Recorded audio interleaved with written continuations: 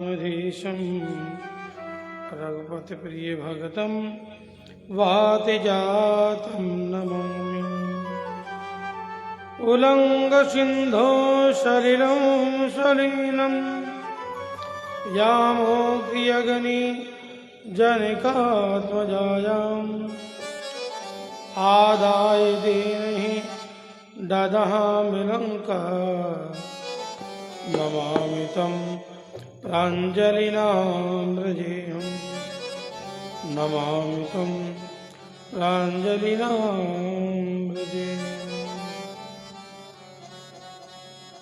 हरे कृष्ण कृष्ण कृष्ण हरे हरे, हरे राम राम राम हरे हरे। बोले वृंदावन बिहारी लाल सद्गुरुदेव महाराज की, हनुमान जी महाराज की, राधावर कृष्ण भगवान गरुण जी महाराज की जय। जय श्री राम, जय जय श्री राम, जय जय श्री राम। भगवान श्री नारायण के श्री चरण कमल विभूतों को अधिष्ठ प्रणाम करते हुए ईश्वर की परम कृपा पात्र के द्वारा श्री सत्संग भवन सेवा समिति के तत्वधार में श्री रीता बहन जी के सानिध्य के अंतर्गत में आप सभी लोग श्री गरुड़ पुराण की कथा सार को श्रवण कर पा रहे हैं। आइए इन्हीं भाव को रखते हुए मन और वाणी को पवित्र करते हुए छोटा सा भाव, उसके बाद गरुड़ पुराण में प्रवेश करते हैं। मुझे है काम ईश्वर से जगत रूठे तो रूठन दे। यही भाव को रखते हुए संसार में कल श्यामलाल जी बतला रहे थे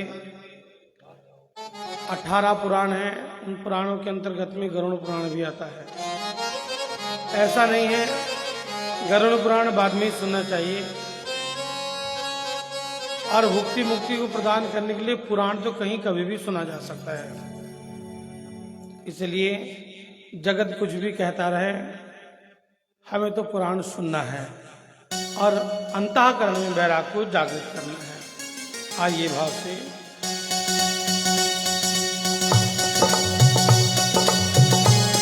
श्री हरि।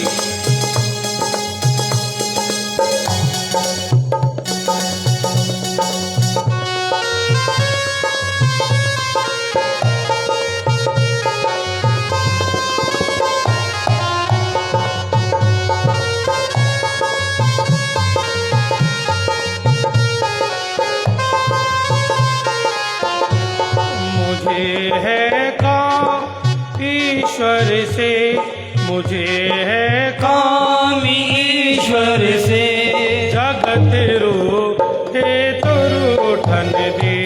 मुझे है काम ईश्वर से जगत रूठे तो रूठन दे। जगत रूठे तो रूठन दे, जगत रूठे तो रूठन दे। जगत रूठे तो रूठन दे, जगत रूठे तो रूठन दे। जगत रूठे तो रूठन दे, जगत रूठे तो रूठन दे। मुझे है काम ईश्वर से जगत रूठे तो रूठन दे।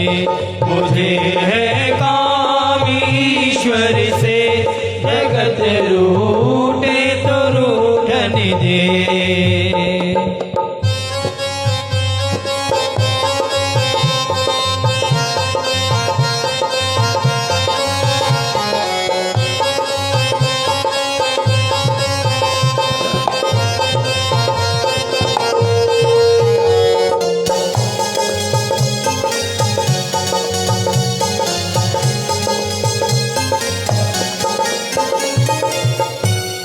कटुम्बी परिवार सुत द्वारा माल धन लाज लोकन की। कटुम्बी परिवार सुत द्वारा माल धन लाज लोकन की। प्रभु का भजन कराने में, प्रभु का भजन कराने में, अगर छूटे तो छूटन दे। हमें है काम ईश्वर से, श्री हरि रूठे तो रूठन दे। ये है काम ईश्वर से, जगत रूठे तो रूठन दे।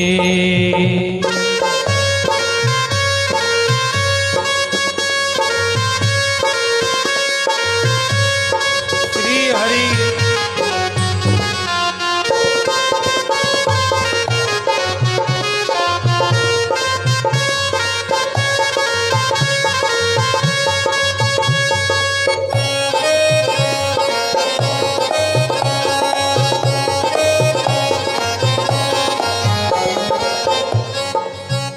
बैठ संतों की संगत में, करो कल्याण में अपना। बैठ संतों की संगत में, करूं कल्याण में अपना। करो कल्याण में अपना, करूं कल्याण में अपना। लोक दुनिया के भोगों से, लोक दुनिया के भोगों से मौज लो ये तो रूठन दे। हमें है काम ईश्वर से, जग रूठे तो रूठन दे। प्रभु का ध्यान धरने से लगी दिल में लगन मेरे। प्रभु का ध्यान धरने से, लगी दिल में लगन मेरी। लगी दिल में लगन मेरी। लगी दिल में लगन मेरी। प्रीत संसार विषयों से, प्रीत संसार विषयों से, अगर टूटे तो टूटन दे। हमें है काम ईश्वर से, जगत रूठे तो रूठन दे। धरी सिर पाप की मटकी, मेरे गुरु देव ने पटकी। धरी सिर पाप की गठड़ी, मेरे गुरुदेव ने पटकी। वो ब्रह्मानंद ने पटकी। वो ब्रह्मानंद ने पटकी। प्रीत संसार विषयों से, प्रीत संसार विषयों से, अगर छूटे तो छूटन दे। हमें है काम ईश्वर से, जगत रूठे तो रूठन दे। हमें है काम ईश्वर से, जगत रूठे तो रूठन दे। जगत रूठे तो रूठन दे। जगत रूठे तो रूठन दे। जगत रूठे तो रूठन दे। श्री वृंदावन बिहारी लाल की जय। गरुण जी महाराज जी की जय।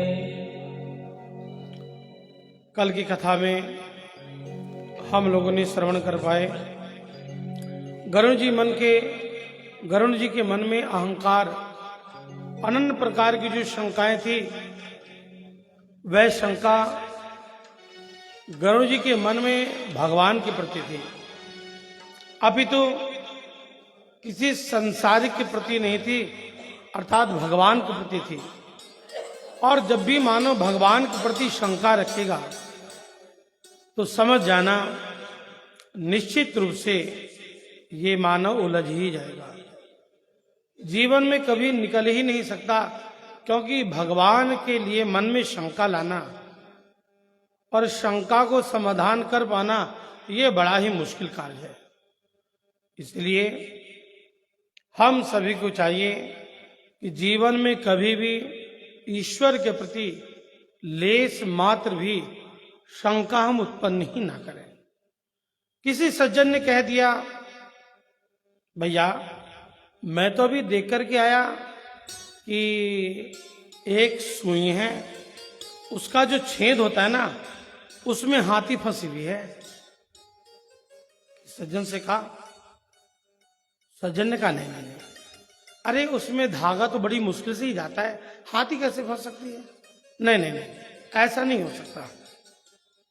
दूसरे के पास गए, दूसरे से बतलाया कि मैंने देखा है कि हाथी फंसी हुई है। कि नहीं, बनावटी हाथी भी कितनी बड़ी बनेगी जो छेद में फंस सकती है? नहीं, ऐसा नहीं हो सकता। लेकिन जब संतों की शरण में आए और उनसे कहा, महाराज मैंने देखा है उस छेद में हाथी फंसा है, तो संत का जवाब क्या था जानते हैं आप? संत कहते हैं, हाथी नहीं, पूरा संसार ही फंस सकता है उसमें, ईश्वर की माया है ये। ईश्वर चाहे उसमें न जाने क्या क्या निकल के पार हो जाएंगे, हाथी नहीं, संसार पार हो सकता है। इसलिए बंधुओं, ईश्वर पर विश्वास करना सीखें, शंका करना नहीं सीखें। मन में शंका आ जाएगी तो बंधुओं समझ जाना कि गरुड़ जी महाराज के मन में शंका, नारद जी के पास गए, नारद जी ने ब्रह्मा जी के पास भेज दिया और ब्रह्मा जी ने भगवान शिव के पास भेजा। भगवान शिव ने कहा कि मुझे भी नहीं पता है, खग जाने खगही की बाता, इसलिए हे गरुण तुम काकभूषुंडी जी के पास चले जाओ। काकभूषुंडी, यहां पर प्रश्न ये आता है, आखिर किसी ने भगवान नारायण के पास क्यों नहीं भेजा गरुड़ को? क्यों नहीं भेजा वहां पर? इसलिए नहीं भेजा, नारायण भगवान के पास तो थे ही, वहीं से तो शंका हुई इन पे, वहीं से तो समाधान करना चाहते थे। लेकिन आज पक्षीराज गरुड़ काकभूषुंडी जी के पास आते हैं और काकभूषुंडी जी महाराज ने अपनी भाषा में उन्हें संक्षिप्त रूप में भगवान की राम के बारे में बतला दिया। खग जाने खगही की बाता, भगवान शंकर ने सोचा मैं समझाऊंगा, सत्संग की बात समझाऊंगा तो ये समझ नहीं पाएगा, इसलिए इसे उसी स्थान पर भेजना चाहिए जिस स्थान पर इसे बातें समझ में आ जाए, जो उनकी बात को समझ ले, उसी बात में इसे समझाना चाहिए। और आज इस प्रकार से गरुड़ जी महाराज के मन में जो शंका थी उसका समाधान हो जाता है। और जब समाधान हो गया गरुड़ जी महाराज तो बड़े ही प्रसन्न हो जाते हैं, बारंबार काकभूषुंडी जी महाराज की बड़ी ही वंदना करते हैं और कहते कि ये सब तुम्हारे अंदर आया कहां से, इतने ज्ञान की प्राप्ति तुम्हें हुई कहां से, तनिक हमें भी तो बतलाओ। काकभूषुंडी महाराज कहते हैं भगवान को जान पाना बड़ा मुश्किल काम है, इसलिए भगवान को दिमाग से नहीं दिल से जानना चाहिए। दिल से ईश्वर के प्रति जाएंगे, भगवान सहज मुस्कुराते मिलेंगे, और दिमाग के प्रति जाएंगे तो वही ईश्वर है, आपको पत्थर की मूर्त दिखेगी। इसलिए मानव को सदैव हृदय से, दिल से ईश्वर को मानना चाहिए। गरुड़ जी महाराज आज अनंत प्रकार से भगवान की भक्ति कर रहे हैं। इधर सूति जी महाराज शौनक आदि ऋषियों को गरुड़ की अनन्य कथाओं को सुना रहे हैं। तो शौनक आदि ऋषियों ने श्री सूति जी महाराज से प्रश्न किया, सूताख्याने कथाकारम मममं त्रिलोकी मन्शक्त मन्यते अवोध्याम पुराणम गारुणम शृणुयाति मम वचन प्रथा। हे सूजी महाराज, हमने आपसे गरुड़ पुराण की उत्पत्ति के बारे में पूछा था, आपने हमें गरुण जी की उत्पत्ति के बारे में बतलाया, हमें आप गरुण पुराण की उत्पत्ति के बारे में बतलाएं और गरुण पुराण के अंदर अंतःकरण में क्या क्या बातें समझाई गई हैं हमें वह भी आप समझाएं। हम उत्पत्ति के बारे में सुनना चाहते हैं। सूत जी महाराज कहते हैं बड़ा ही अच्छा आप लोगों ने प्रश्न किया। अब मैं तुम्हें बतलाता हूं। एक समय की बात है, शंखा नाम भगवनम पूर्वधानम महासुरा सागरायात्मनम त्रिलोकी मन्ये शक्ति महाबल प्रभम। सूजी महाराज कहते हैं एक समय की बात है, शंखासुर नाम का एक दैत्य जो सागर का पुत्र था। एक समय की बात, यही शंखासुर मृत्युलोक में बड़ा ही आतंक मचाया और आतंक मचाने के बाद में ब्रह्मलोक गया। चोरी से ब्रह्मलोक गया। ब्रह्मा जी के हाथ में वेद, उन्हें देखा उसने। ऋग्वेद, यजुर्वेद, सामवेद, अथर्ववेद, 4 वेद देखे। मंत्रों के इधर उधर घूमते हुए देखा तो मंत्र तो नहीं चुरा पाया, परंतु वेदों को चुरा लिया। वेदों को चुरा करके वहां से भागा और भाग करके ये समुद्र के अंतःकरण में चला जाता है। सूजी महाराज कहते हैं कि हे ऋषियों, इस प्रकार से ब्रह्मा आदि सभी देवता मिल करके आज भगवान नारायण के पास आते हैं। जितने भी वेद के मंत्र आदि थे ये सभी अनन्य प्रकार से गुफाओं में जाकर के छुप जाते हैं। यहाँ पर शंखासुर इन पुराणों को देखता है, वेदों को देखता है। वेदों को देखता तो सही है, लेकिन इनके अंदर बीज मंत्र नहीं थे। ऐसा देख करके विचार किया कि उन मंत्रों को भी क्यों ना हम चुरा लें। लेकिन यहाँ पर ब्रह्मा आदि देवता ये सभी मिलकर के भगवान विष्णु के पास आए और भगवान विष्णु से प्रार्थना करने लगे। अध्या ब्रह्मा शुरयार्दनम विष्णु शरणागतम बता पूज्यम महाराज्य प्रभम वैकुंठ भुवनम गतः। हे भगवान, हम आपकी शरण में आए हैं। शंखासुर नामक दैत्य जो सागर का पुत्र है, वो समस्त वेदों को चुरा कर ले गया। भगवान आप कृपा करें, उन वेदों को लाएं, हमें दे दीजिए। आखिर ये निर्माण कार्य में बाधा हो रहा है सृष्टि की। भगवान कहते ठीक है, मैं जाता हूं और वेदों को लेकर आता हूं। भगवान इस प्रकार से समुद्र में जाते हैं और समुद्र में जाकर के शंखासुर को मारा है। भगवान ने उस शंख को ले लिया है जिस शंख के अंतःकरण में छुपा हुआ था। भगवान शंख लेकर के बद्री धाम आ जाते हैं।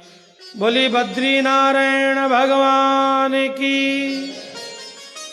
भगवान बद्री धाम आ जाते हैं और बद्री धाम आकर के भगवान वह 5 जनसंघ के जो शंखासुर जिसमें रहता था, भगवान आज विराजमान है। सभी देवताओं ऋषियों को आवाहन किया है। सभी लोग आज बद्री धाम आ जाते हैं। भगवान ने सबको आदेश दिया, हे ऋषियों देवताओं, मैं तुम सबको आदेश देता हूं, कर्नाटक राज्य के अंतर्गत में जो समुद्र है, गोकर्ण क्षेत्र जिसे बतलाया गया है, अरब सागर है, वहीं पर ही ये सभी पृष्ठ वेदों के हैं। तुम लोग वहां जाओ और उन पृष्ठों को लेकर के आओ। इतने में मैं प्रयागराज चलता हूं, सभी लोग मिल करके मेरे पास प्रयागराज में आ जाना।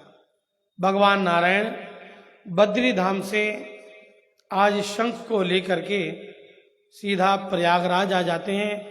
इधर जितने भी देवता थे ये सभी आज गोकर्ण क्षेत्र में आ जाते हैं। ये गोकर्ण क्षेत्र वही है जहां पर आत्मदेव जी के पुत्र, एक का नाम तो धुंधकारी था और दूसरे का नाम गोकर्ण था। यही गोकर्ण जी की यहां पर उत्पत्ति हुई थी, इसलिए इस क्षेत्र का नाम गोकर्ण तीर्थ हो गया जाता है। वहीं पर ही जो सागर है वही सागर अरब सागर कहलाता है। इस प्रकार से कर्नाटक राज्य के अंतर्गत में सभी लोग देवी देवता आते हैं और आकर के आज जितने भी पुराणों के पृष्ठ थे, वेदों के पृष्ठ थे, उन वेदों के पृष्ठ को उठाया है। वेदों को पृष्ठ को लेकर के सभी लोग आज आ जाते हैं। प्रयागराज में भगवान नारायण को दिया। भगवान ने देखा और कहा इन सबको एकत्र करके ब्रह्मा जी को दे दिया जाए।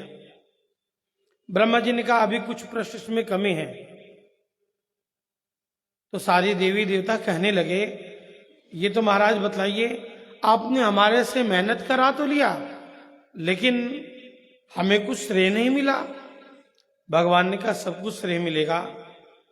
जो जो मेहनत करके पृष्ठ को लेकर आए हैं आज से उन सब के नाम ये पुराण वर्णित हो जाते हैं। इस प्रकार से ब्रह्मा जी भी लेकर आए थे, उसका नाम पड़ा ब्रह्म पुराण।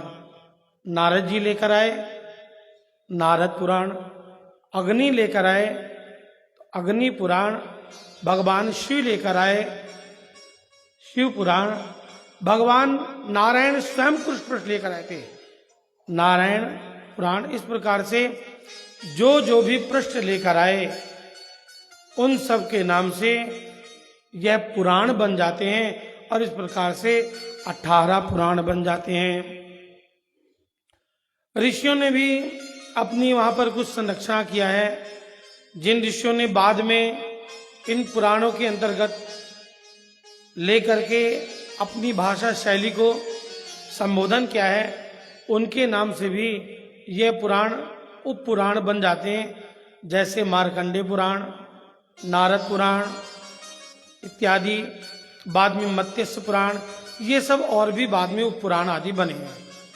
18 पुराण तो हमारे मेन कहे गए हैं, लेकिन और भी कितने पुराण आगे बन गए। बाद में गणेश पुराण भी बन गया, अनन्य पुराण बने हैं।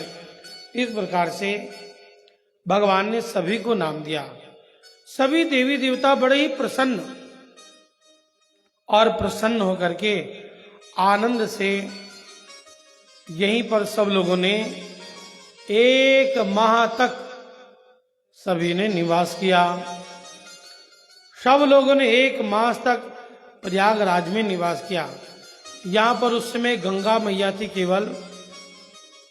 बतलाते हैं कि इस प्रकार से आने वाले समय में जमुना जी, सरस्वती जी, ये सब यहाँ पर विराजमान हो जाएंगी। यही तीर्थ महातीर्थ के नाम से जाना जाएगा।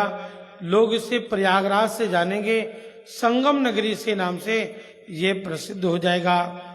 भगवान ने कह दिया जो सज्जन, जो पुरुष, नर नारी यहाँ पर आकर के एक कल्प वास करेगा, एक कल्प का मतलब 1 माह तक जो यहाँ पर वास करेगा, निश्चित रूप से वो मेरे परम धाम को आ जाएगा। आवागमन का चक्कर ही उसका निर्मुक्त हो जाएगा। और ये महीना कब आता है? हर वर्ष माघ के महीने में जब सूर्य मकर की संक्रांति पर आता है, उस समय सभी देवी देवता लोग वहां पर निवास करते हैं, संतों के द्वारा कथा को श्रवण किया करते हैं कि माघे मकरे गति रवि जब होई, माघे मकरे गति रवि जब बटे प्रसिद्धि गाता, परसिय छे बल हर्षित गाता, परसिय छे बट हर्षित गाता। वहां पर एक बट वृक्ष है जो आज भी किले के अंदर है। ये वही बट वृक्ष है जहां पर भगवान नारायण ने बैठ करके ऋषियों को उपदेश दिया, मुनियों को ज्ञान दिया, देवताओं को संदर्भ दिया, अनंत प्रकार की बातों को समझाया। ये वही आज भी अक्षयवट किले के अंदर मौजूद है। कहते हैं जिस प्रकार से गंगा जी को दरस परस मज्जन कर पाना, दरस कर लिया जाए, आचमन कर लिया जाए या स्नान कर लिया जाए, तीनों प्रकार के पुण्य से उसे वही पुण्य फल की प्राप्ति होगी जो स्नान करने से होती है।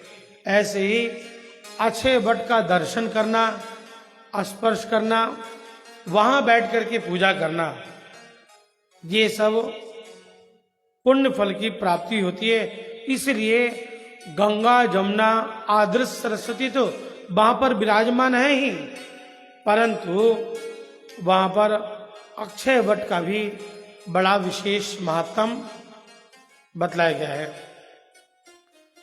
सूची महाराज कहते हैं, हे शौनकादिशों, इस प्रकार से आज भगवान ने सबको आदेश दिया है। सब बड़े ही प्रसन्न होकर के नाना प्रकार के लोकों में जाने लगे। भगवान भी स्वतः जाने लगे। लेकिन इधर क्या देखते हैं, पक्षीराज गरुण उड़ते उड़ते चले आ रहे हैं। लोगों से पूछा, अरे आज आप लोग बड़े ही प्रसन्न हैं, कोई विशेष बात?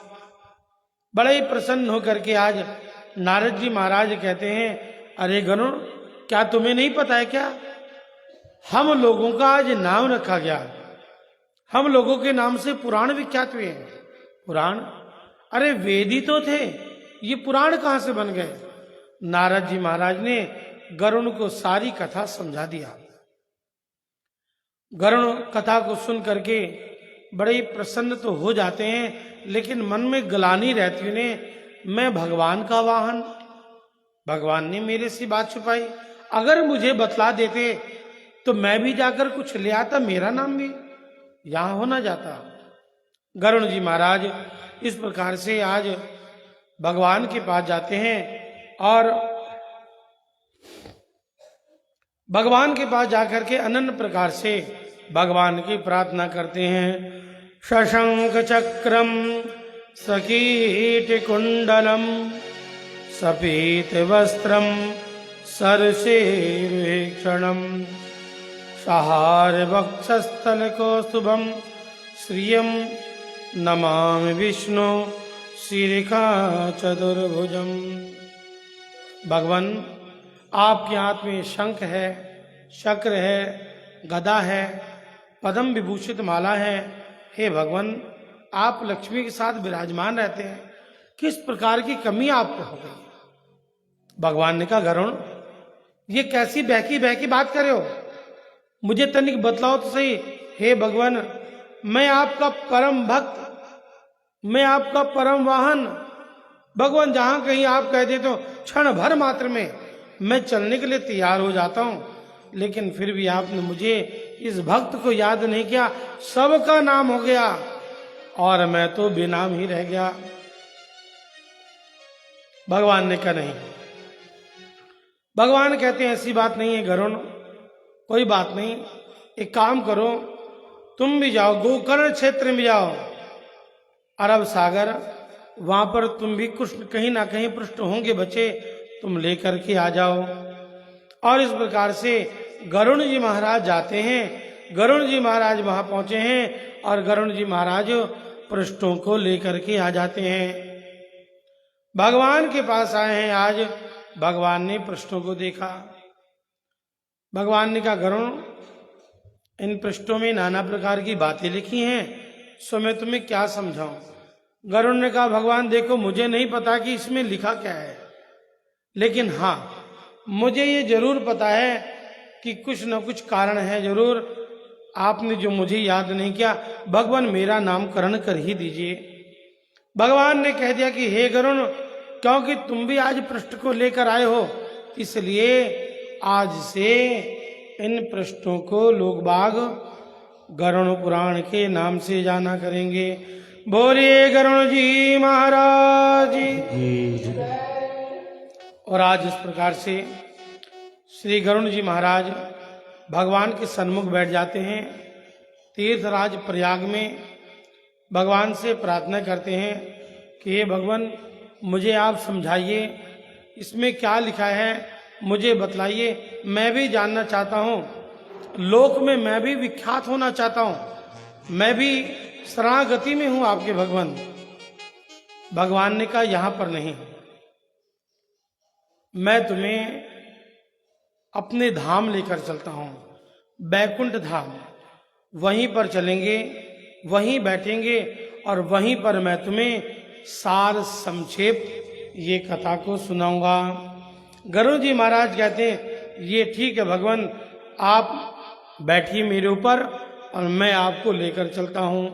और आज इस प्रकार से भगवान गरुड़ की पीठ पर बैठे हैं और गरुड़ जी महाराज भगवान को आज बैकुंठ धाम ले आए हैं। बोले गरुण ध्वज भगवान। गरुड़ जी महाराज आज इस प्रकार से भगवान से प्रार्थना कर रहे हैं,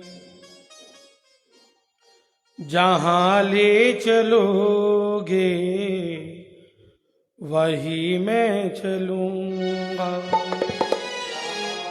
चलोगे वही मैं चलूंगा, जहां ले चलोगे वही मैं चलूंगा, जहां नाथ रख लोगे, जहां नाथ रख लोगे वहीं मैं रहूंगा, जहां ले चलोगे वही मैं चलूंगा, जहां ले चलोगे वही मैं चलूंगा। आज भगवान गरुड़ की पीठ पर बैठे हैं। गरुड़ चलते रहो जहां चलना है, लेकिन आज गरुड़ जी महाराज कह रहे भगवान, आपने सबका नाम रख दिया, एक नारद उसका भी पुराण कर दिया, लेकिन मुझे भी कुछ होना चाहिए।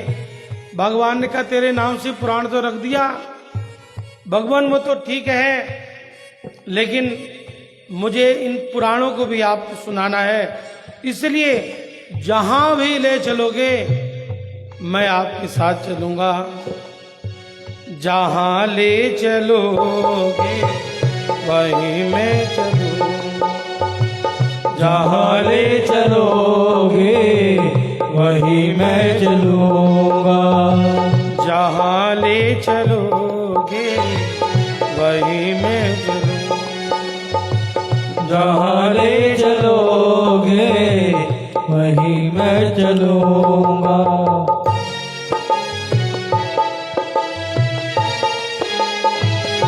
श्री हरि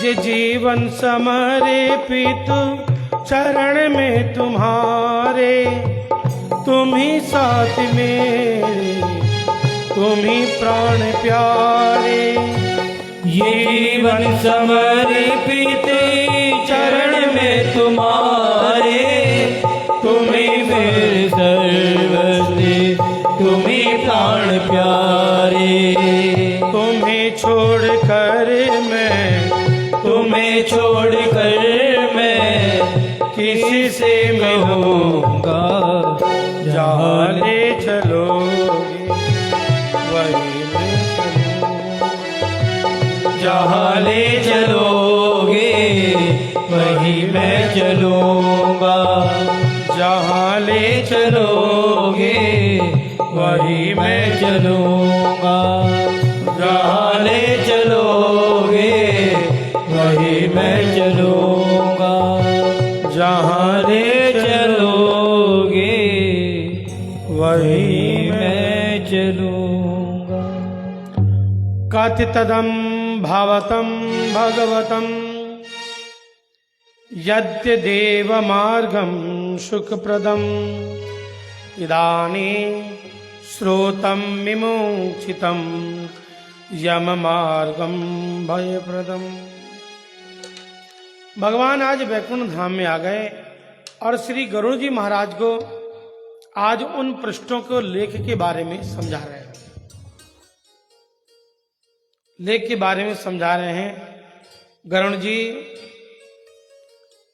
यह पुराण लोक लोकांतर में विख्यात होने वाला है, क्योंकि इस पुराण में किसी प्रकार की भक्ति के बारे में नहीं दिया गया है, अपितु इस पुराण में केवल वैराग युक्त बातें हैं, केवल वैराग युक्त बातें हैं।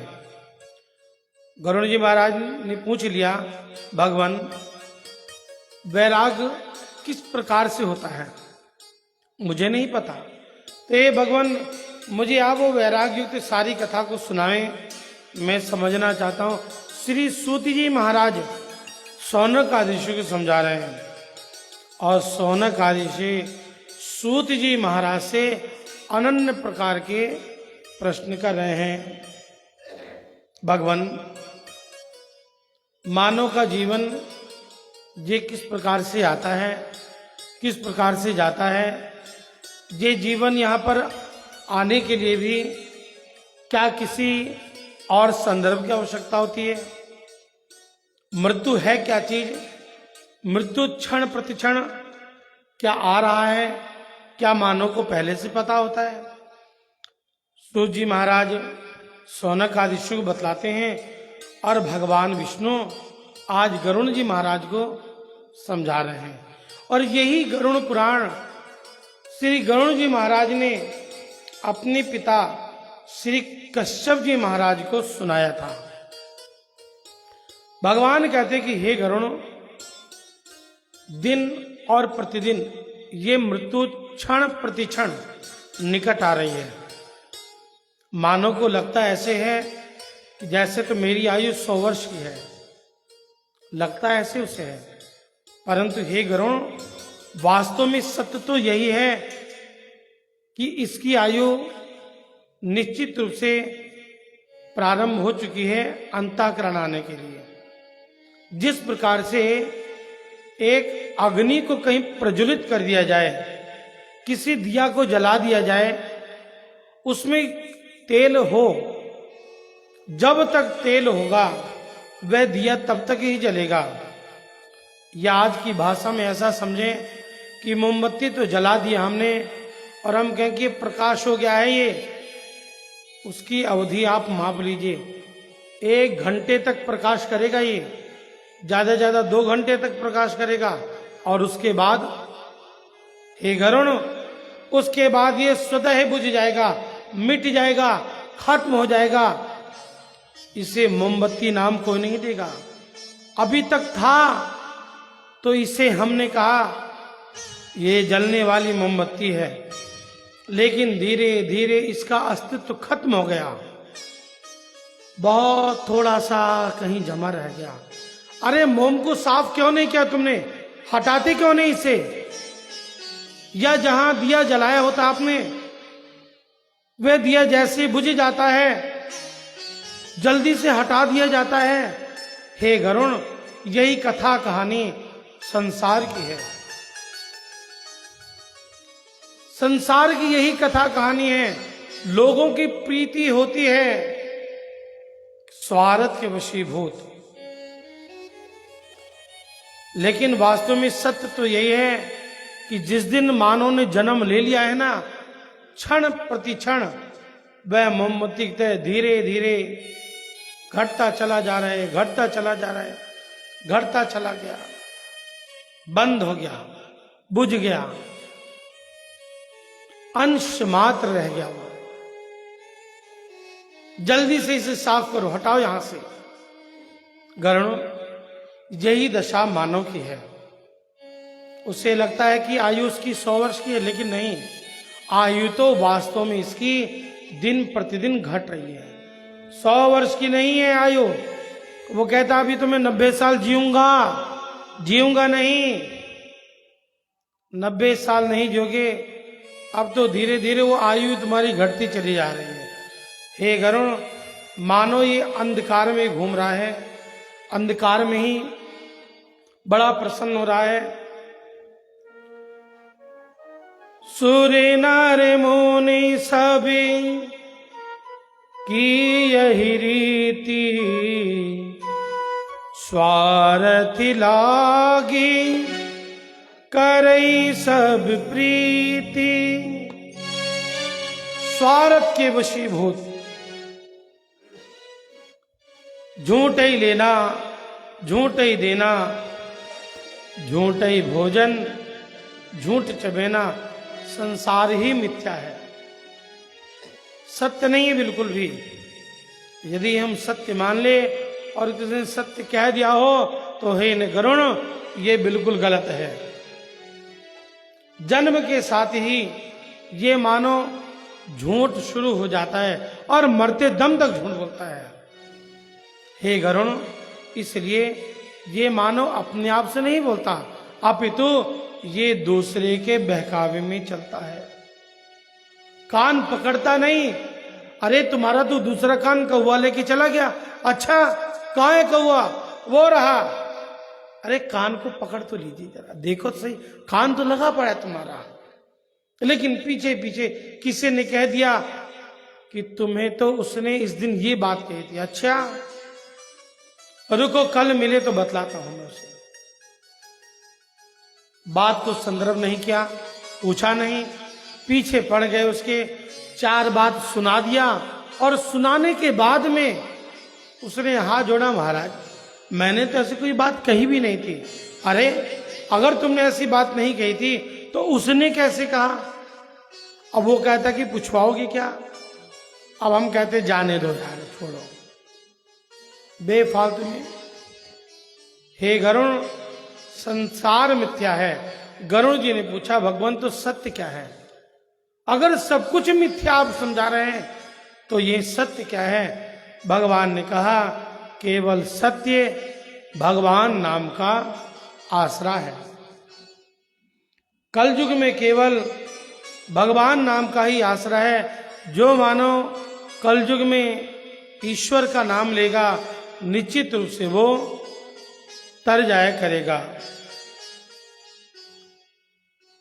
कलयुग केवल गाइए, बहुत सुंदर गाइए, क्या गा रहे हैं? कलयुग केवल और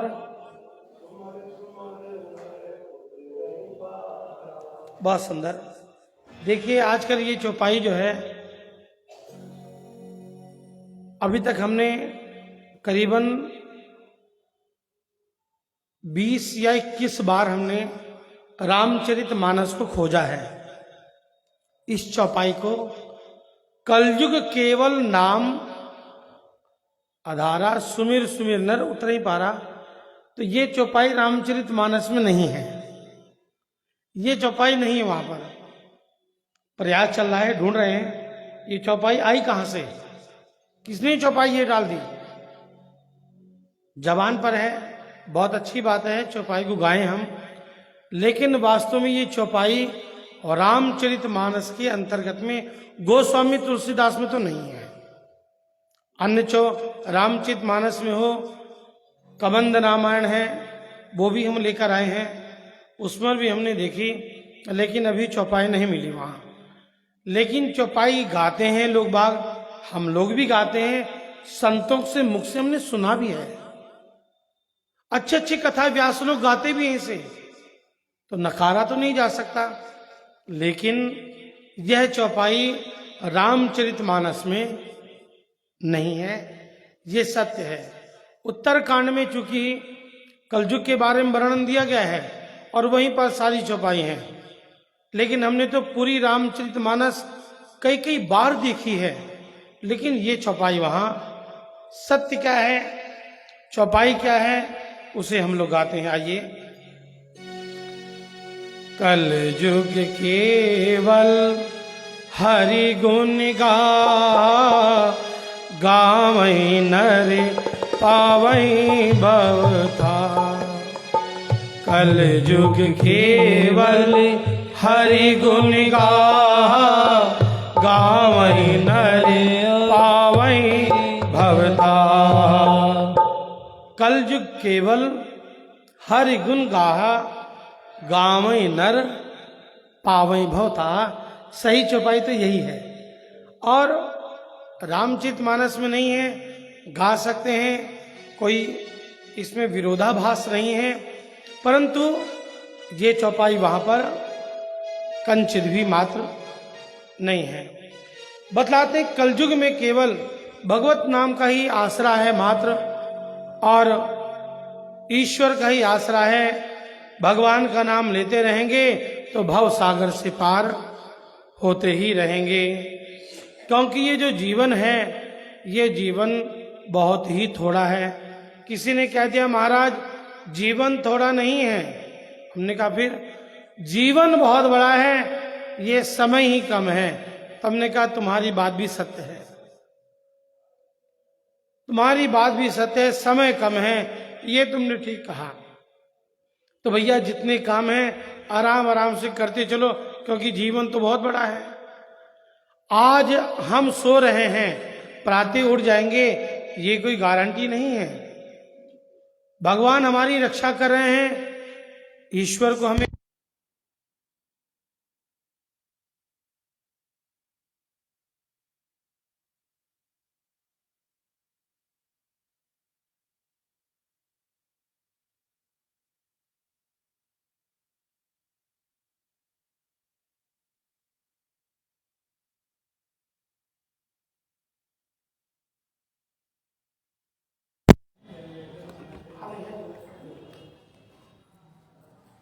श्री गरुड़ जी महाराज की जय। भगवान नारायण गरुड़ जी महाराज को यही आज समझा रहे हैं। सूत जी महाराज शौनकादिशियों को यही समझा रहे हैं। शौनकादिशियों ने पूछा भगवान बहुविधम भक्ति मार्गम, भगवान आप मुझे भक्ति का मार्ग समझाएं। भक्ति का मार्ग क्या है?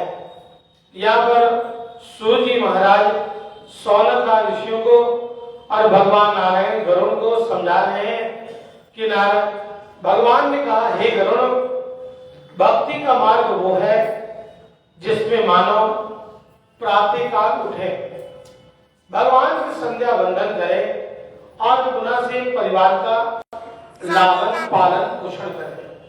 किसी भी विधि के द्वारा परिवार को कष्ट ना हो, यही भक्ति है। भक्ति का नाम क्या है? भक्ति होनी कैसी चाहिए? भक्ति ऐसी होनी चाहिए, निर्मल भाव होनी चाहिए। भगवान नारायण गरुड़ जी महाराज को यही भाव समझाते हैं कि हे गरुड़, ये दिखावापन कदाचित नहीं होना चाहिए। किसी के सामने आ गया कोई तो लेकर माला बैठ गए, सीताराम सीताराम सीताराम सीताराम सीताराम। भाई साहब आपसे बात करनी थी, सीताराम सीताराम सीताराम सीताराम। आज ही सीताराम करो सारे, अरे थोड़े बहुत कल निकल लेना सीताराम सीताराम सीताराम सीताराम कह रहे कि बोलो। वो आपसे किराया लेना था उधार जो है, सीताराम सीताराम सीताराम। अच्छा चूंकि किराया लेना है तो सीताराम, और यदि किराया नहीं लेना है, देना है और श्री राम जय राम। यदि किराया देना है तो सीताराम सीताराम, और लेना है तो हाँ लाइए। 1 महीना का आपने नहीं दिया, पिछले महीने कौन देगा? उस समय सीताराम नहीं करता। बात यही बतलाई गई। ये भक्ति विधा ऐसे नहीं होती। भक्ति इस प्रकार से होती है कि जब तक मन के अंदर बिन सत्संग विवेक न होए, अंतःकरण में जब तक सत्संग नहीं होगा तो बाहर की भक्ति से मानो कुछ भी प्राप्त नहीं हो पाएगा। इसलिए कि माला फेरते युग फिरा न मन का फेर, कन का मन का डारी दे, मन का। बाहर की भक्ति दिखावेपन से कुछ नहीं होगा, अंदर के मन से होगा। अंतःकरण मन से ही होना चाहिए, बाहर की माला से नहीं। नारद जी ने यही बात एक बार भगवान से कही कि हे भगवान, आपका ध्यान कर ही कैसे सकते हैं? 108 की आपने माला बना दी, 9 आपने सुबेरो लगा दिया, और भगवान वहां तक जब तक आदमी पहुंचेगा नहीं तब तक आप प्रसन्न नहीं होंगे। तो भगवान ने कह दिया कोई बात नहीं, एक घड़ी आधी घड़ी आधी में बुनियादी, तुलसी चर्चा रामिक कटई कोटि अपराध। कोई बात नहीं, एक माला नहीं कर सकते तो आधी माला कर लीजिए, 54 दाना कर लीजिए। नारद जी ने कहा वो भी नहीं हो सकते तो आधा ही है, आधा कौन करेगा? भगवान ने कहा तो और कम कर लीजिए, 27 दाना कर लीजिए, वो तो चलेगा। कितने लगती 27 दाने में? वही कर लीजिए। नहीं नहीं भगवान, वहां भी विलंब हो जाएगा। तो कहा कोई बात नहीं, जो तुलसीदास जी महाराज बैठ करके जब क्या करते थे वो तुम भी कर लो। वो क्या क्या करते? वो केवल राम राम का जाप करते थे। उठते बैठते जाते जब भी मन करे तब भी राम राम राम राम सीता राम सीता, जब मन करे तब ले लिया करो। हाँ भगवान ये ठीक है, लेकिन भगवान मार्ग में आना जाना पड़ता है। कोई बात नहीं, मार्ग में तो समय मिल जाएगा, वहीं कर लिया करो। इस प्रकार से मानव को बतलाया कि भक्ति बहुविधा। अगर उसे भक्ति करनी है तो भक्ति का प्रकरण तो यही है। ऐसा नहीं होता कि 4 आदमी आ गए और आप माला लेकर बैठ गए हैं। ये माला का काम तो सुबह का है, सुबह 4-5 बजे से पूर्व का है। उसके पूर्व नहाइए धोइए, भगवान की पूजा पाठ कीजिए, और उसके बाद गृहस्थ की माला कीजिए। भगवान नारायण गरुड़ को तो यही समझा रहे हैं। गरुड़ जी महाराज कहते हैं कि हे भगवान, मुझे आप संपूर्ण रूप से बतलाएं ये आखिर भक्ति क्या है। कथितम भगवतम यम देव मार्ग सुख प्रदाम। भगवान कहते हैं कि हे गरुड़, 2 मार्ग हैं, देव मार्ग है और एक यम मार्ग है। देव मार्ग में जाएगा तो मानो सुख पूर्वक जाता है, लेकिन यम मार्ग की तरफ जाएगा तो उसे बहुत दुख प्राप्ति होती है। गरुड़ जी महाराज ने पूछा, भगवान देव मार्ग में क्या है और यम मार्ग में क्या है?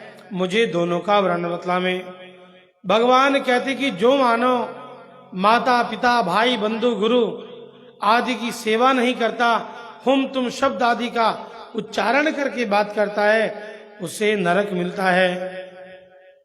और इतना ही नहीं, उसे 84 लाख योनि में भी जाना पड़ता है।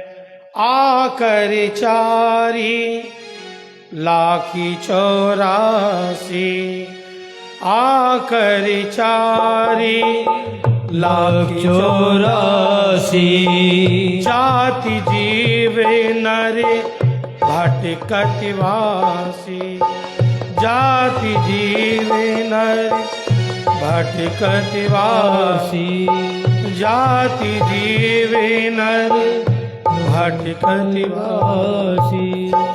हे गरुड़, पंच भौतिक यह शरीर बना है, क्षिति जल पावक गगन समीर, 5 तत्वों को मिलाकर शरीर बना है। और उस शरीर को मानव नष्ट कर ले, धर्म के कार्य में उपयोग न करे। मानव के पास हाथ है, कल्पना कीजिए, आप विचार कीजिए, अगर पशु रोता है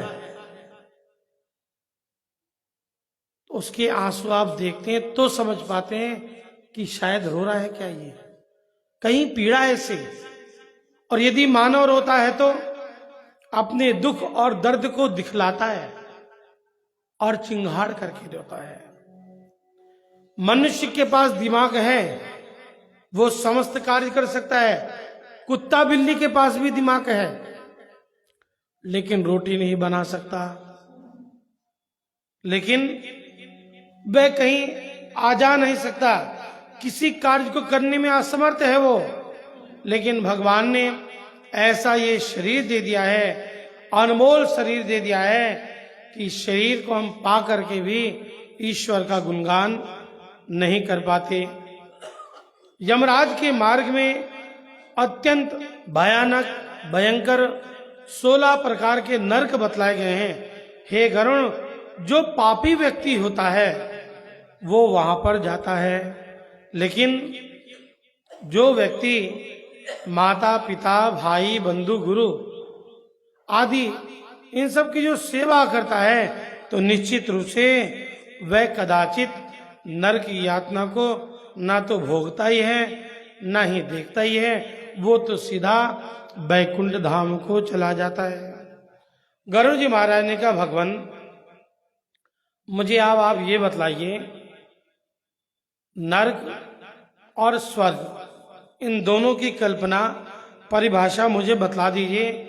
आखिर ये जो जीव है, क्या जीव के पास धर्म अधर्म ये दोनों साथ साथ रहते हैं क्या? भगवान कहते कि हाँ, हे गरुण, ये जो मनुष्य है जब इसका जन्म होता है, जन्म होने के साथ ही यह पाप और पुण्य दोनों को लेकर के उत्पन्न हो जाता है। भगवान कहते हैं कि हे गरुण, पाप और पुण्य दोनों को लेकर उत्पन्न होता है। गरुण जी ने पूछा, भगवान कैसे? अभी तो ये बालक ही है, इस बालक को पाप और पुण्य पता ही नहीं है, और आप कहते हैं कि ये पाप और पुण्य दोनों को लेकर उत्पन्न हुआ। तो हे भगवान, मुझे आप बतलाएं, ये पाप और पुण्य दोनों को कैसे लेकर उत्पन्न हुआ? भगवान बतलाते कि हे गरुण, इस प्रकार से जो पापी जीव होते हैं जब नरक की यातना कर रहे होते हैं और आधे नरक की यातना कर लेते हैं, उस प्रकार से चित्रगुप्त अब पूछा करते इनसे हैं कि मुझे बतलाओ अब तुम्हें क्या चाहिए। ये जीव कहता है कि मुझे और कुछ नहीं चाहिए, मैं जहां से आया हूं मुझे वहीं जाना है। अभिप्राय, यह पापी जीव कहता है कि जहां से मैं आया हूं मुझे वहीं जाना है। तो कहते हैं, अरे तुम्हें और कहीं नहीं जाना है? नहीं नहीं, यह जीव इस माया के ऐसे बंधन में, कहते हैं पत्थर से चीना हुआ व्यक्ति, संकल से जकड़ा हुआ व्यक्ति टूट सकता है, लेकिन परिवार का मोह यदि एक बार इससे लग जाए तो ये कदाचित मरने के बाद भी ये मोह नहीं जाता।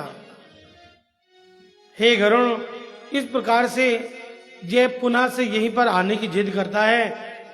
ये मूर्ख ये नहीं सोच पाता कि मेरा आधा पुण्य हो गया है, मैं भगवान का दर्शन कर लूं। अरे आधे पुण्य में तू अगर भगवान का दर्शन कर लेगा तो निश्चित रूप से तेरे जो और पाप हैं वो सब नष्ट हो जाएंगे, लेकिन ऐसा नहीं करता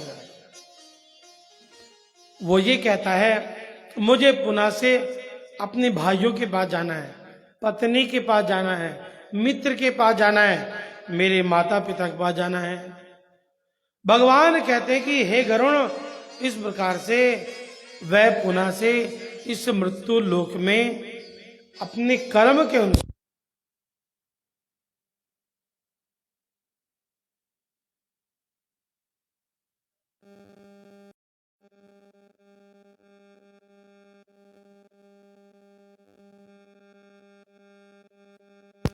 भगवान भी चाहते हैं कि कथा निरंतर चलती रहे, रुके ना। श्री वृंदावन बिहारी लाल। यहां पर इस प्रकार से बतलाया कि यह जीव अपने कर्म के अनुसार पुनः से मृत्यु लोक में आ जाता है। हे गरुण, इस प्रकार से मृत्यु लोक में आकर के पुनः अपने कर्म के माध्यम से अनेक अनेक प्रकार की योनियों में चला जाता है। गरुड़ जी ने पूछा, भगवान माता के गर्भ में जब ये आता है तो भगवान कहते हैं, हे गरुण, यही तो बात बतला रहा हूं। यह जीव अपने कर्म के अनुसार जब ये आ जाता है, मां के गर्भ में आता है, तो निश्चित रूप से आधा पाप वहां जो छोड़ करके आता है, जो नरक की यातना नहीं भोग पाता, जिसे आधे को छोड़ देता है वह, और जो उसका पुण्य हो जाता है आधा, वो, उन दोनों को लेकर के ये मां के गर्भ में आ जाता है। और इस प्रकार से जब जन्म लेता है तो कहां कहां कहां जोर जोर से चिल्लाता है। हे गरुण, इस प्रकार से नाभि के नीचे से लेकर के और अनुष्ट मात्र तक ये पापी जीव होता है, और नाभि से लेकर के ब्रह्मांड तक यह पुण्यात्मा होती है। पाप और पुण्य दोनों को लेकर के ही ये उत्पन्न होता है। हे गरुण, इस प्रकार से इसे अब ज्यादा मेहनत करने की आवश्यकता नहीं है। इस जीव को तो केवल मात्र पुण्य ही पुण्य करना है, क्योंकि आधा पुण्य तो है ही इसके पास। धीरे धीरे पुण्य करेगा और ये पुण्य आत्मा बन जाएगा। गरुड़ जी महाराज ने कहा, भगवान हमें पता कैसे चलेगा कि ये पुण्य आत्मा है और ये पापी आत्मा है? भगवान पुण्य और पापी आत्मा को मुझे बतलावे। भगवान बतलाते कि हे गरुण, वैसे तो अपने कर्म के अनुसार मानव जाना जाता है, फिर भी अब मैं तुम्हें पुण्य कर्म के बारे में बतलाता हूं और पाप कर्म के विषय में भी समझाता हूं। भगवान कहते हैं कि हे गरुण, मानव के पुण्य इस प्रकार से होते हैं, जब मानव का जन्म होता है तदोपरांत धीरे धीरे वो जो पुण्य करता है, आधा पुण्य तो है ही उसके पास, धीरे धीरे पुण्य करना आरंभ किया, धीरे धीरे पुण्य करना आरंभ किया, धीरे धीरे पुण्य करते करते अनुष्ट मात्र पैरों के सारा पुण्य में हो जाता है और वह सोता का सोता ही रह जाता है। किसी प्रकार का लेश मात्र उसे दुख की अनुभूति नहीं होती और वो सोते का सोता ही रह जाता है। कभी कभी आप लोगों ने सुना होगा ना कि वो व्यक्ति फलाना रात में तो अभी बात तो हुई थी उससे, तो ये हो कैसे गया? तो समझ जाना उसके पुण्य जागृत हो गए और वो यहां से चला गया।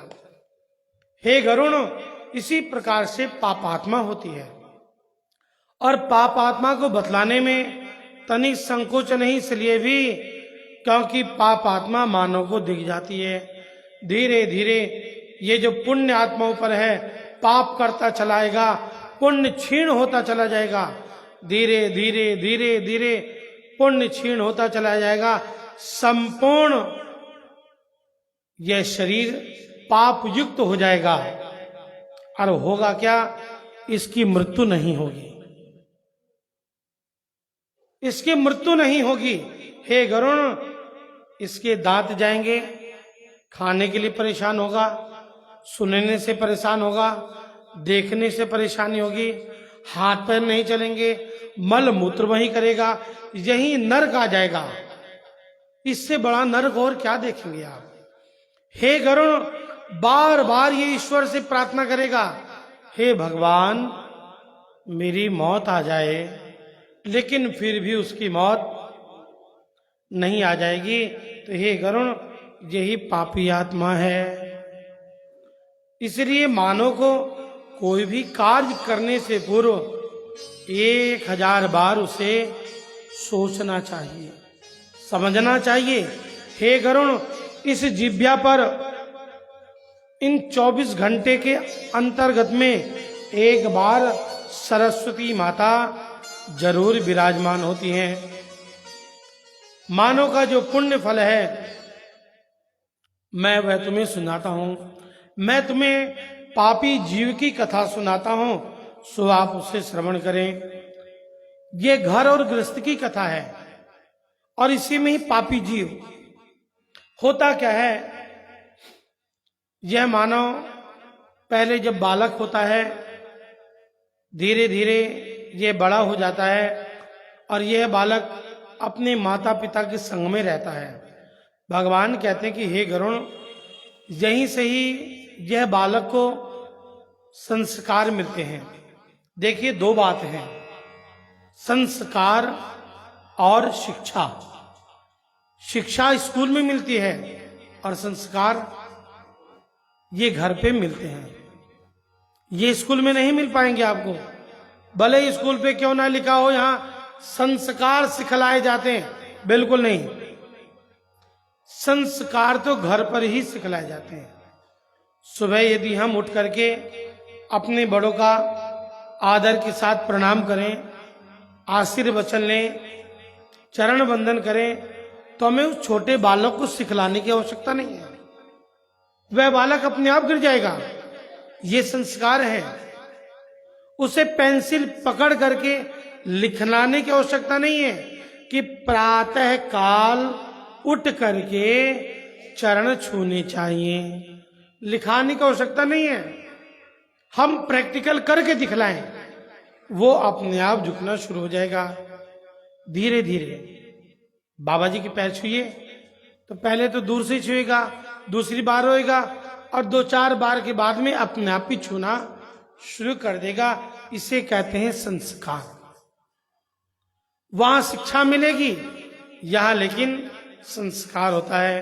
तो हे गरुण जी, इस प्रकार से संस्कारिक बालक और शिक्षित बालक में, दोनों में बड़ा ही फर्क होता है। शिक्षित बालक केवल आदेश देता है और संस्कारिक बालक उस कार्य को करके दिखलाता है। इन दोनों में यही फर्क है। हे गरुण, मैं तुम्हें एक पुरातन कथा सुनाता हूं, श्रवण करें। एक घर में, परिवार में, ये बड़ा बहुत सुंदर परिवार रहा करता था। बालक, माता पिता, इस प्रकार से धीरे धीरे बालक बड़ा हो जाता है।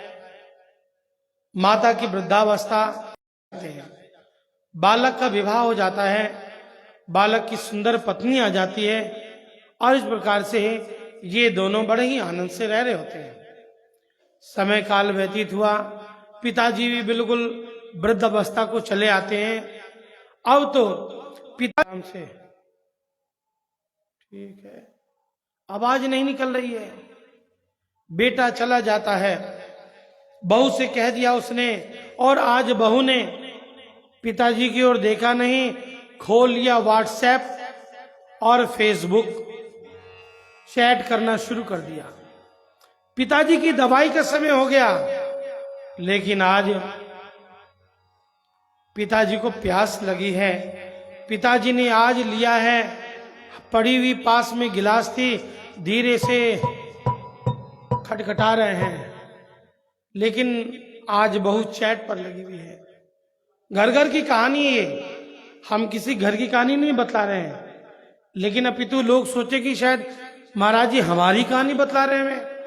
ये घर घर की कहानी है। पिताजी कटोरी बजा रहे हैं, गिलास बजा रहे हैं, और वहां पर फोन पर लगे पड़े हैं। आवाज आई एकदम, अरे कोई गिलास कटोरी बजा रहा है। जल्दी से आकर देखा, पिताजी हैं। क्या बात है, क्यों इतना खिड़खिड़ा रहे हो? पिताजी जो कटोरी बजा रहे थे ना, हाथ से छूट जाती है, डर जाते हैं, भयातुर हो जाते हैं। नहीं बहू, कंठ सूख रहा है, पानी चाहिए, पानी। जो आप बोल नहीं सकते क्या? बेटी बोला नहीं जा रहा है। अरे इतनी आवाज तो निकल रही तुम्हारी, मर नहीं गए हो तुम अभी। उस बुजुर्ग को जो प्यास लगी है, वो क्या पानी मांगेगा? क्या पानी पिएगा अब दोबारा? नहीं बंधु। बहू लेकर आई और पानी का गिलास, ये लो पी लेना इसे। अरे बेटी, पी ही पाता, तुम्हें पीना लेता क्या? और आज गिलास रख करके चली गई। दोबारा मत खटखटा देना बिल्कुल भी। धीरे धीरे हाथ कांप रहा है, धीरे धीरे गिलास को पकड़ा, धीरे धीरे पास ला रहे हैं पीने के लिए, कांच की गिलास आज के जमाने की, और हाथ से छूट गई, नीचे गिर पड़ी, और जैसे नीचे गिर पड़ी, ओहो, तुरंत बहू आ गई, जो 4 बात सुनाई, तुम्हारा खाना पानी सब बंद, कुछ तुम्हें नहीं मिलेगा। एकदम शांत भाव। क्या करें आप, शब्द में घुड़घुड़ाहट शब्द। भोजन नहीं मिला। भोजन में क्या मिलता? दाल का पानी, चुने की रोटी, वो भी आज नहीं मिला। बहुत दुखी परेशान, सोच रहा है कि बेटा आ जाएगा तब मुझे मिल जाएगा। बेटा आ गया, शाम हो गई, ना तो जल पिया ना ही उसे खाना मिला। उस बुजुर्ग की क्या अवस्था हो सकती है? बेटा आ गया है घर में, और पिताजी ठीक हो? अब इतने वो बतलाते कुछ ठीक हूं मैं, इतने हाथ उठाते कुछ बतलाते, इतना तो बेटा बहू के पास चला गया। घर घर की कहानी है यही, बहू के पास चला गया और वहां जाकर क्या पिताजी को दे तो दिया भोजन पानी। अरे मूर्ख, जो तू बहू से पूछ रहा है जाकर के, पिता के पास आता कम से कम, और आ करके वहां देखता सही, उन्हें सहलाता तो सही, पूछता सही, गोदी में एक बार लेता तो सही उन्हें, लेकिन नहीं किया उसने ऐसा। बंधुओं, इस प्रकार से अपनी पत्नी से पूछता है, हाँ हाँ ठीक है खिला दिया, तुमने भी नरक पाल रखा है, मैं क्या करूं? इनकी वजह से ना कहीं आना होता है न जाना होता है। उस बहू से पूछा जाए, किसके घर में तो तू रह रही है, किसके ज्वेलरी पहन रही है तू, आखिर तू किसके ठिकाने पर है आज यहां? लेकिन कुछ नहीं, अभिमान से कहती मेरे पति का। बंधुओं, आज पिताजी रात के भोजन के लिए इंतजार कर रहे हैं। भोजन आता है, भोजन उनके समीप आया, देकर बड़े ही प्रसन्न हुए, अब मुझे भोजन मिलेगा। बेटा तो चला गया, बहू ने लाकर थाली, जैसे कुत्ते को भोजन की थाली फेंक दी जाती है, ऐसे ही थाली आज फेंक दी गई, खा लेना उठा करके। आज बुजुर्ग ने सोच लिया, हे ईश्वर, मेरी मौत आ जाए, मैं जिंदा नहीं रहना चाहता बिल्कुल। भगवान कहते हैं कि हे गरुण, इस प्रकार से इस पिता की स्थिति है ये, और यही परिस्थिति मानव को नरक में डुबो देती है। बंधुओं, इस प्रकार से आज कंठ में घुड़घुड़ शब्द, आज इस पिता की जो दशा हो रही है, और पुत्र और बहू नहीं कर रहे हैं, लेकिन उसी घर में एक बालक का और भी जन्म हुआ है। बंधुओं, इस बात की कल्पना करें, आप लोग विचार कीजिए, 2 शैया हैं, एक शैया पर वह छोटा बालक जिसने मलमूत्र कर रखा है, और एक दूसरी शैया वो जिसमें हमारे बुजुर्ग माता पिता हैं। इस बालक के मलमूत्र को कौन साफ करेगा? उसे घृणा नहीं लगेगी? ये मलमूत्र सोने का है क्या, जो साफ करते हुए घृणा नहीं लगेगी? और ये मलमूत्र है जिसमें मानो घृणा लग रही है? ये कैसा मानव है? वही दोनों मलमूत्र हैं। उस बालक को साफ करने के लिए, नहीं बहू मैं कर दूंगी, बेटे मैं कर दूंगी, बेटा भी कर रहा है, लेकिन माता पिता का मलमूत्र साफ करने में घृणा आ रही है। अरे मूर्ख, वही माता पिता ने कल तेरा मलमूत्र साफ किया था, उसे घृणा नहीं लगी, आज उसका कर्ज तेरे ऊपर है, क्यों नहीं उतारता तुझे? ये तेरा कर्ज है, फर्ज है तेरा, तुझे उतारना पड़ेगा। ये एक एक व्यक्ति को मन में होना चाहिए, बिल्कुल कर्ज है ये, कोई कर्ज ऐसा नहीं है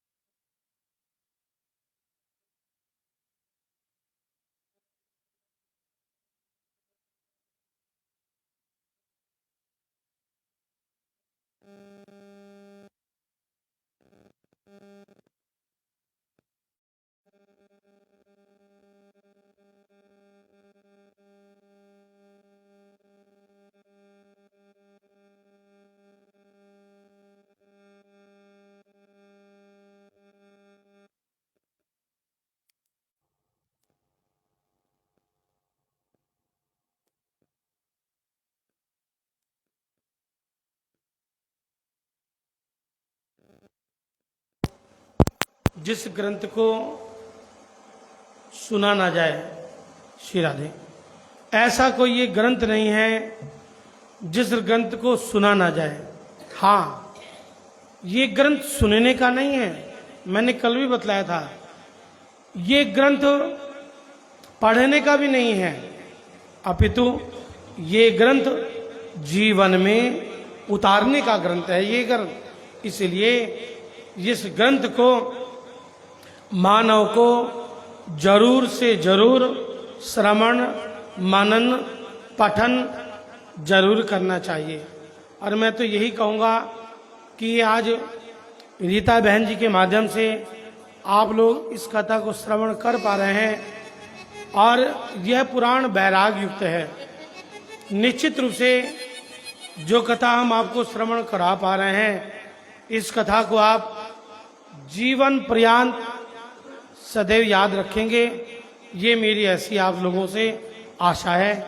और आइए इसी के साथ में भजन के माध्यम से भगवान गरुण जी महाराज को अनन्य प्रकार की और भी कथा श्रवण करा पा रहे हैं और यही समझाते हैं, यह जो जीवन है ये क्षण भंगुर है। ये जीवन क्षण भंगुर है, इसलिए इस जीवन को संवारें, सजाएं, अनन्य प्रकार के ग्रंथों को सुने, श्रवण करें। लोगों ने कहा एक कान से सुना जाए, हम कहते हैं दोनों कानों से सुनिए और अनंत अंतःकरण में इस ग्रंथ को उतार लीजिए। आइए छोटा सा भाव और उसके पश्चात एक भजन, फिर राम नाम की माला, फिर आरती। एकादशी का पाठ, पहले पाठ होगा, पहले एक भजन फिर पाठ। चलिए ठीक है। श्री वृंदावन बिहारी मुझे तुमने दाता बहुत कुछ दिया है, मुझे तुमने दाता बहुत कुछ दिया, तेरा शुक्रिया है, तेरा शुक्रिया, तेरा शुक्रिया है, तेरा शुक्रिया है, बहुत कुछ दिया है, तेरा शुक्रिया है, तेरा शुक्रिया है, तेरा शुक्रिया है। न मिलती अगर दी हुई दात तेरी, न मिलती अगर दी हुई दात तेरी, तो क्या थी जबाने में औकात मेरी, तो क्या थी जमाने में औकात मेरी, क्या थी जमाने में औकात मेरी, तो क्या थी जमाने में औकात मेरी। तुम्ही ने तुझी ने काबिल किया है, तुझी ने तुझी ने काबिल किया है, तेरा शुक्रिया है, तेरा शुक्रिया है, तेरा शुक्रिया है, तेरा शुक्रिया है। मुझे है सहारा तेरी बंदगी का, मुझे है सहारा तेरी बंदगी का, मुझे है सहारा तेरी बंदगी का, मुझे है सहारा तेरी बंदगी का, है जिस पर गुजारा मेरी जिंदगी का, है जिस पर गुजारा मेरी जिंदगी का। मिला मुझको जो कुछ तुम्ही ने दिया है, मिला मुझको जो कुछ तुम्ही ने दिया है, तेरा शुक्रिया है, तेरा शुक्रिया है, तेरा शुक्रिया है, तेरा शुक्रिया है, तेरा शुक्रिया है, तेरा शुक्रिया है। वृंदावन बिहारी राम। एक छोटा सा भाव, फिर कथा। बोलिए श्री वृंदावन बिहारी लाल की जय। राधे रानी सरकार की जय। श्री वृंदावन धाम की जय।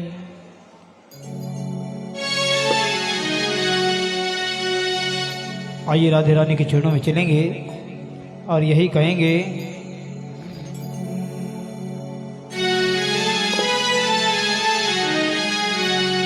राधे राधे बोल श्याम आएंगे, आएंगे श्याम आएंगे।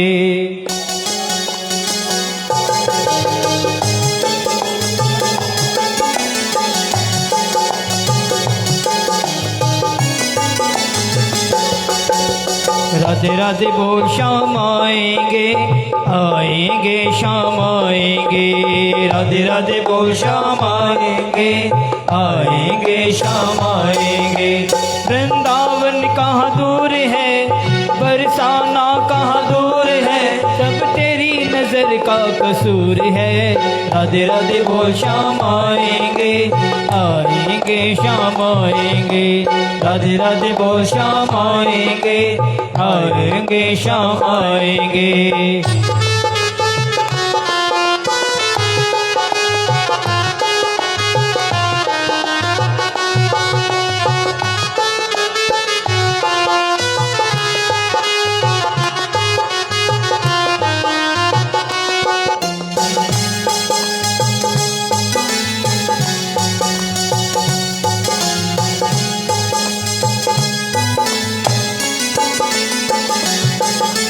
निकलेगा तेरी भक्ति का परिणाम, तेरे घर भी आएंगे घनश्याम। निकलेगा तेरी भक्ति का परिणाम, तेरे घर भी आएंगे घनश्याम। निकलेगा तेरी भक्ति का परिणाम, तेरे घर भी आएंगे घनश्याम। बस याद कर, पर याद कर, बस याद कर, पर याद कर। ना यूं जीवन बर्बाद कर, ना यूं जीवन बर्बाद कर, बीते दिन लौट के आएंगे। राधे राधे बोल श्याम आएंगे, आएंगे श्याम आएंगे। राधे राधे बोल श्याम आएंगे, आएंगे श्याम आएंगे।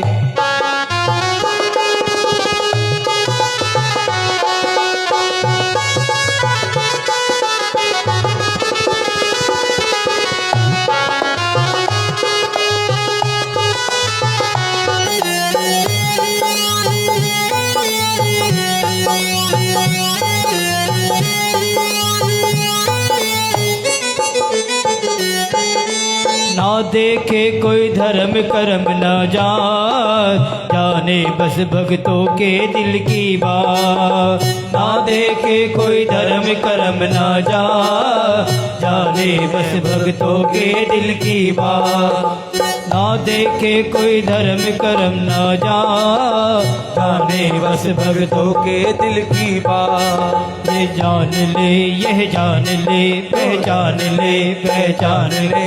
एक बार तू अपना मान ले, एक बार तू अपना मान ले, फिर आकर गले लगाएंगे। राधे राधे बोल श्याम आएंगे, आएंगे श्याम आएंगे। राधे राधे बोल श्याम आएंगे, आएंगे श्याम आएंगे। लाखों में किसी एक को चुनते हैं, अंदर की आवाज को सुनते हैं। लाखों में किसी एक को चुनते हैं, अंदर की आवाज को सुनते हैं। बस जान ले, पहचान ले, बस जान ले, पहचान ले। एक बार वो अपना मान ले, एक बार वो अपना मान ले, फिर आकर गले लगाएंगे। राधे राधे बोल श्याम आएंगे, आएंगे श्याम आएंगे। राधे राधे बोल श्याम आएंगे। आवाज में दम नहीं और हम किसी से